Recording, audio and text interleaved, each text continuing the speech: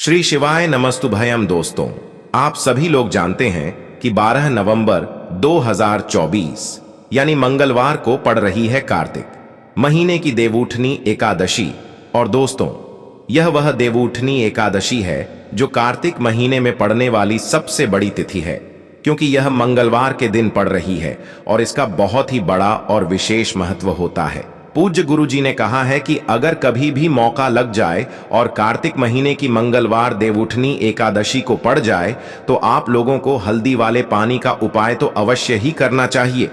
इन दोनों का संयोग बहुत कम आता है। और इसी के साथ में गुरु जी ने अपनी शिव पुराण कथा में बताया है कि इस दिन आपको हल्दी वाले पानी का उपाय तो आपको अवश्य ही करना चाहिए, क्योंकि ऐसा दिन पूरे साल में सिर्फ एक ही बार आता है। और दोस्तों, आप सभी लोग जानते हो कि मंगलवार देवउठनी एकादशी का अगर सबसे बड़ा कोई उपाय है तो हल्दी वाले पानी का उपाय है। तो दोस्तों, इस मंगलवार के दिन आप लोगों को इस हल्दी वाले पानी का उपाय को जरूर करना है। बहुत सारे लोग होंगे जिन लोगों ने इस उपाय को ना किया हो, मतलब पूरा साल निकल गया, उन्होंने किसी भी दिन इस हल्दी वाले पानी का उपाय को ना किया हो। पर दोस्तों, आपके पास एक आखिरी मौका बचा हुआ है जो कि 12 नवंबर के दिन है। तो इस दिन आप लोगों को इस वाले उपाय को जरूर कर लेना है। भले ही आपने पूरे महीने भर इस उपाय को ना किया हो, पर अगर आपने इस कार्तिक महीने के मंगलवार देवउठनी एकादशी के दिन अगर इस वाले उपाय को कर लिया तो आपको इस उपाय को करने का वह फल मिलेगा जिसकी आपने कभी कल्पना भी नहीं करी होगी। इसीलिए आप लोग इस वाले उपाय को एक बार जरूर कर लेना है, ताकि आप लोगों के हाथ से यह मौका ना जा सके और आपको इस उपाय को करने का फल मिल सके। दोस्तों, यह उपाय पंडित जी ने अपनी अभी की ही श्री शिव महापुराण की कथा में बताया है, जिस उपाय को आज हम आपको बहुत अच्छे से समझाने वाले हैं। इस वीडियो को देखने के बाद इस उपाय को समझने के लिए आपको कोई और वीडियो को देखने की जरूरत नहीं पड़ेगी। तो चलिए दोस्तों, उपाय को शुरू करते हैं।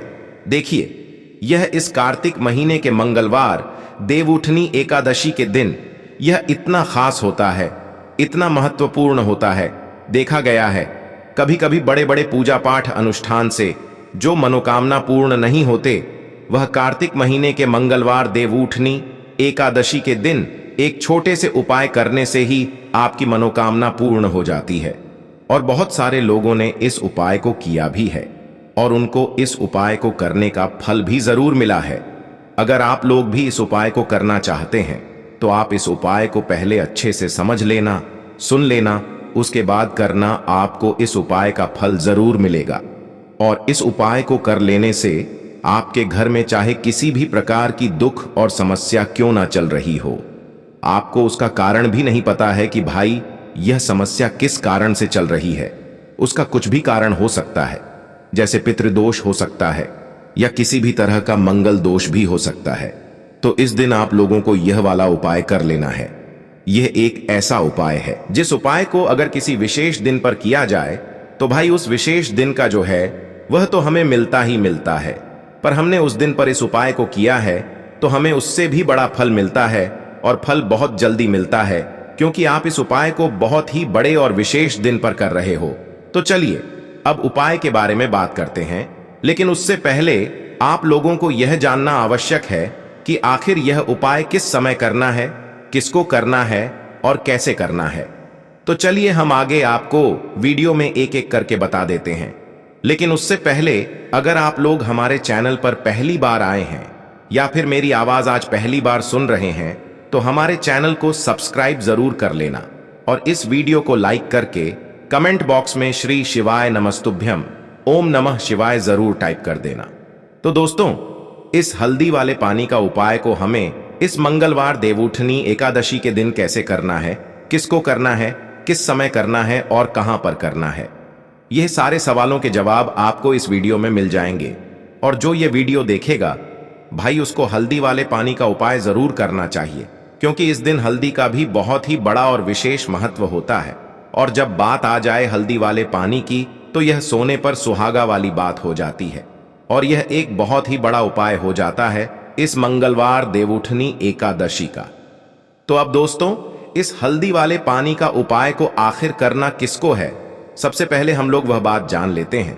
तो देखो, घर की जो बड़ी माताएं बहनें होती हैं उन माताओं बहनों में से कोई भी एक बड़ी माता बहन इस वाले उपाय को कर सकती है। और दोस्तों, अगर आप चाहे तो अपने घर में से सभी सदस्यों को भी इस उपाय को करवा सकते हैं। अगर किसी व्यक्ति की खुद की कोई मनोकामना है, खुद की कोई दुख और परेशानी है जो कि वह अपने लिए ही करना चाहता है, इस वाले उपाय को तो वह खुद अपने लिए भी कर सकता है। बाकी अगर कोई घर में से ऐसा है जो कि अपने पूरे घर परिवार की सुख और शांति के लिए यह वाला उपाय करना चाहता है, तो भाई वह भी कर सकता है। उसमें भी कोई दिक्कत वाली बात नहीं है। कहने का मतलब यह है कि इस उपाय को हर एक सदस्य भी कर सकता है और पूरे घर परिवार के सदस्य के लिए घर की बड़ी माताओं बहनों में से कोई एक माता बहन भी कर सकती है।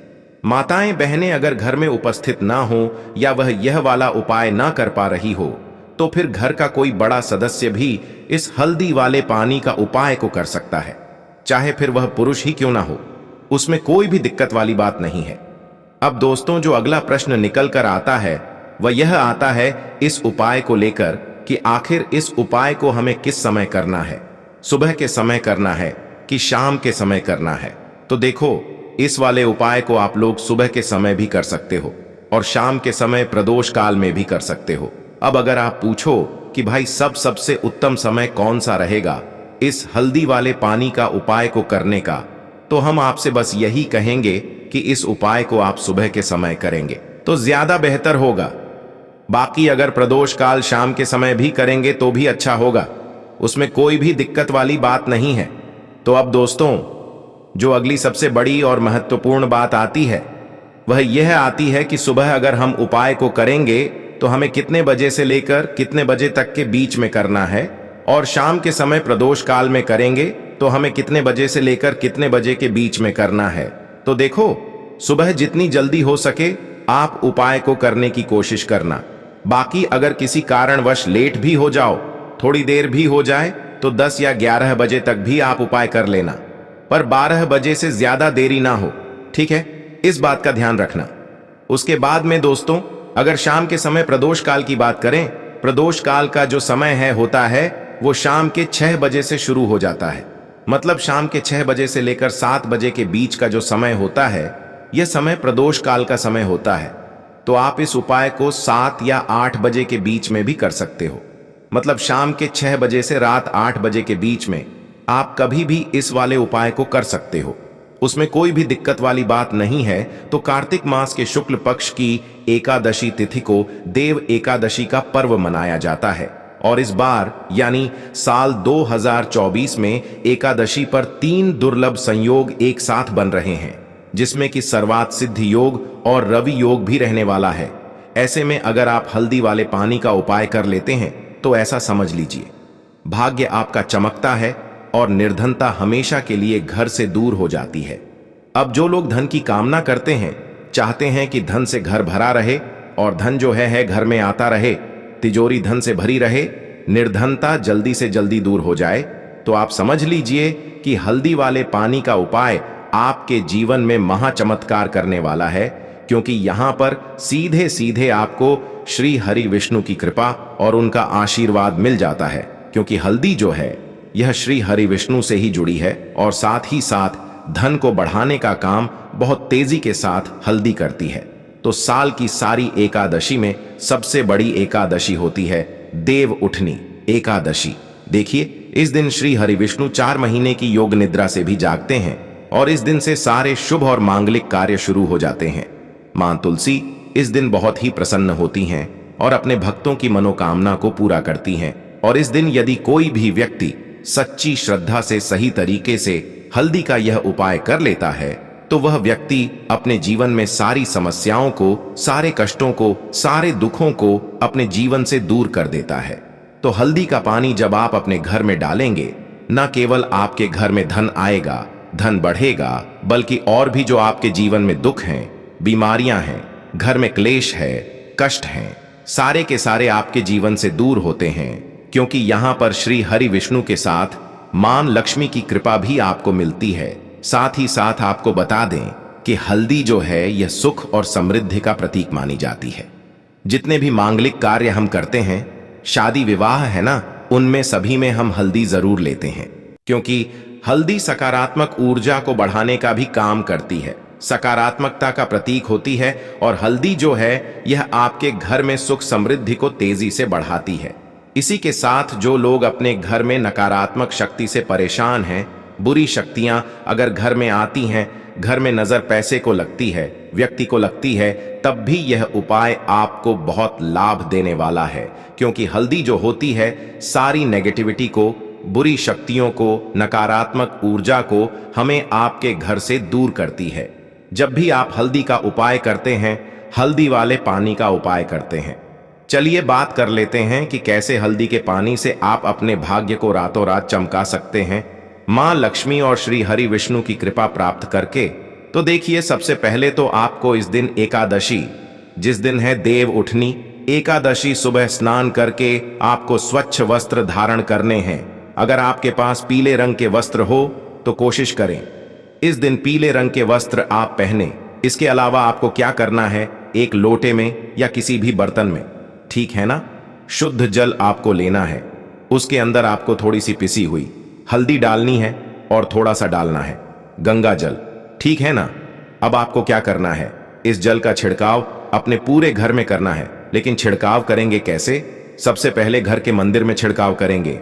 ओम नमो भगवते वासुदेवाय नमः यह मंत्र बोलेंगे। अगर मंत्र ध्यान नहीं रहता है तो जय श्री हरि विष्णु, जय मां लक्ष्मी बोलते हुए हल्दीवा वाले पानी का छिड़काव घर के मंदिर में करना है सबसे पहले। इसके बाद घर में जितने भी कमरे हैं, जितने भी रूम्स हैं, वहां पर छिड़काव करेंगे।